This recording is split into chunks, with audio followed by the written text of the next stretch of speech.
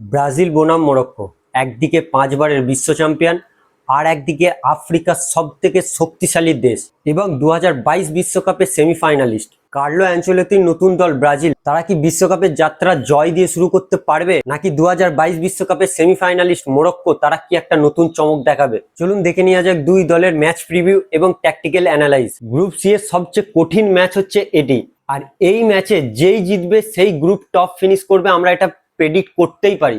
এই ম্যাচটা শুরু হতেই এই দুই দলের মধ্যে যে কোনো একজন 3 পয়েন্ট তো নিয়ে আসার চেষ্টা করবেই। কার্লো অ্যানচেলোত্তির অধীনে এই ব্রাজিল দলটি খুবই সংগঠিত ফুটবল খেলছে আমরা দেখতে পাচ্ছি। তাদের যে ফ্রেন্ডলি ম্যাচগুলো রিসেন্ট হয়েছিল সেখানে আমরা দেখেছিলাম 4-2-3-1 ফরমেশনে কার্লো অ্যানচেলোত্তি তাদেরকে খেলাচ্ছিল। আর এই ম্যাচে কি প্লেয়ার যদি বলেন তো আমি দেখতে পাচ্ছি এখানে কি প্লেয়ার যেগুলো হতে যাচ্ছে সেটা হচ্ছে ভিনিসিয়াস জুনিয়র, রাফিনা, এনরি, ক্যাসিমিরো। আর নেইমারের ইনজুরির কারণে এই ম্যাচে অনুপস্থিতি থাকায় পুরো দলের দায়িত্ব ভিনিসিয়াস এবং রাফিনার ওপরই পড়ে যাবে। এরপর যদি আমরা ব্রাজিলের ট্যাকটিক্যাল সেটআপের কথায় আসি, এই ম্যাচে ব্রাজিল ধীরে ধীরে বল বিল্ড আপ করবে। আমরা এই ম্যাচে দেখতে পাবো ক্যাসিমিরো এবং ব্রুনো গুমারেজ মিডফিল্ড থেকে একটা খেলার গতি নিয়ন্ত্রণ করবে, আর ভিনিসিয়াস জুনিয়রকে আমরা লেফট উইং থেকে একটা অ্যাটাক পেতে দেখব। এবং তার অপোনেন্টে কে থাকবে জানেন? তার অপোনেন্টে আশরাফ হাকিমি, আমরা মরক্কোর ডিফেন্ডারকে দেখতে পাবো যে ফুল ব্যাক। এরপর তাদের যে ব্যাটেলটা দেখার মতো আছে।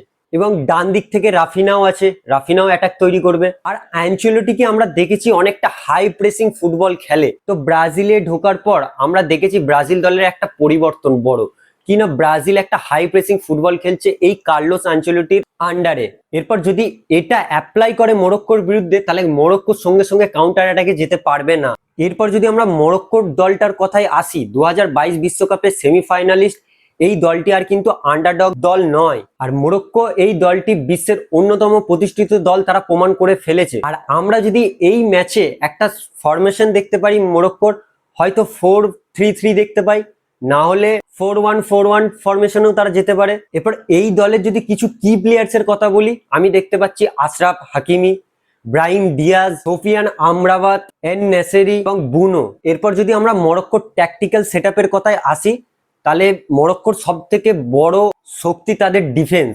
তারা নিচু ব্লক থেকে খুব কম জায়গা দেয় প্রতিপক্ষকে। এরপর আমরা দেখেছি তারা যখন একটা বল জেতে, তো সঙ্গে সঙ্গে আশরাফ হাকিমি এবং ব্রাহিম ডিয়াজের যে কম্বিনেশনটা, এরা সঙ্গে সঙ্গে কাউন্টার অ্যাটাকে সঙ্গে সঙ্গে প্রবেশ করে। আর এই ট্রানজিশনই ব্রাজিল এবং মরক্কোর ম্যাচটিতে একটা বড়সড় অস্ত্র দেখতে পারি মরক্কোর দিক থেকে। এরপর যদি এই ম্যাচের আমি ব্যাটেল দেখতে পারি, আমি আগেই বললাম যে Vinicius junior versus Ashraf Hakimi, এই দুটো ব্যাটেল একটা বড়সড় ফেস অফ আমরা দেখতে পাবো। ভিনিসিয়াসের গতি এবং ড্রিবলিং সেটাকে আটকানোর পুরোপুরি দায়িত্ব থাকবে বিশ্বের অন্যতম ফুলব্যাক আশরাফ হাকিমির ওপর। এরপর যদি হাকিমি সেটাই সাকসেসফুল হয়, তাহলে আমার মনে হয় যে ব্রাজিলের একটা বড়সড় অ্যাটাক নিয়ন্ত্রণের একটা বিশাল তাদের অ্যাটাক নিষ্ক্রিয় হয়ে যেতে পারে। এরপর মিডফিল্ডেও আমরা একটা ব্যাটেল দেখতে পারি, সেটা হচ্ছে ক্যাসিমিরো ভার্সেস আমরাবাত।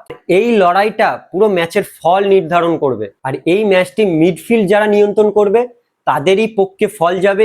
আমার মতে মনে হয় যে তারা এই ম্যাচটি উইন করবে। ভিনিসিয়াস, রাফিনা এবং এনরিকের মতো প্লেয়ার দিকে আটকাতে আমার মনে হয় যে মরক্কোকে একটা ভালো ডিফেন্সিভ ওয়ার্ক করতেই হবে।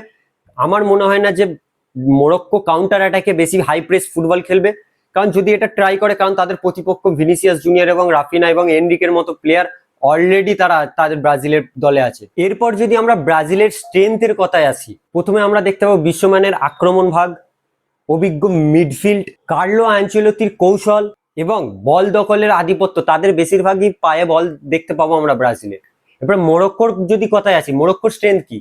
মরক্কোর প্রথম স্ট্রেংথ হচ্ছে ডিফেন্স এবং দ্রুত কাউন্টার অ্যাটাক। বড় দলের বিপক্ষে খেলার একটা অভিজ্ঞতা তাদের অলরেডি আছে। কিন্তু আমরা স্ট্রেংথের কথা বললাম, উইকনেসের কথা বলিনি। উইকনেসও আছে এই দুটো দলের মধ্যে। ব্রাজিলের উইকনেসে যদি আসি, ডিফেন্সিভ ট্রানজিশনের সমস্যা আছে তাদের। ফুল ব্যাকের কথায় যদি আসি, ফুল ব্যাক কিছুটা হলেও দুর্বল, নেইমারের অনুপস্থিতি।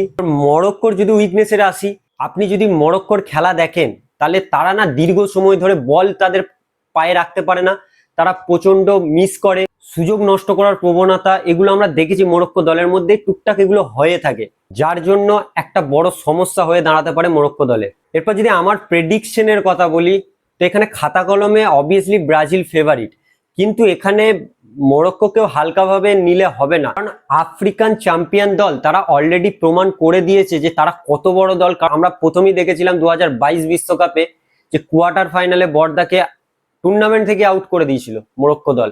আমি যদি প্রেডিক্ট করতে পারি এই খেলাটাতে আমি দেখতে পাচ্ছি যে 2-1 গোলে আর কি ব্রাজিল ম্যাচটি উইন করবে। তবে মরক্কো ইজিলি ম্যাচটি হারবে না, ব্রাজিলকে কঠিন পরীক্ষার মুখে ফেলবে মরক্কো। আপনাদের মতে ব্রাজিল কি জয় দিয়ে বিশ্বকাপ শুরু করবে, নাকি মরক্কো আবারও চমক দেখাবে? কমেন্টে আপনার স্কোর প্রেডিকশন জানাতে ভুলবেন না আপনারা। 2026 বিশ্বকাপে প্রতিটা ম্যাচের প্রিভিউ এবং ট্যাকটিক্যাল অ্যানালাইজ এই চ্যানেলে আপনি পাবেন। তাই চ্যানেলটি যদি আজকে নতুন হয়ে থাকেন তাহলে চ্যানেলটি সাবস্ক্রাইব করতে ভুলবেন না। সাবস্ক্রাইব করে এবং আমাদের সাথে জুড়ে থাকুন। তো চলুন, এটা নেক্সট একটা ভিডিওতে দেখা হবে।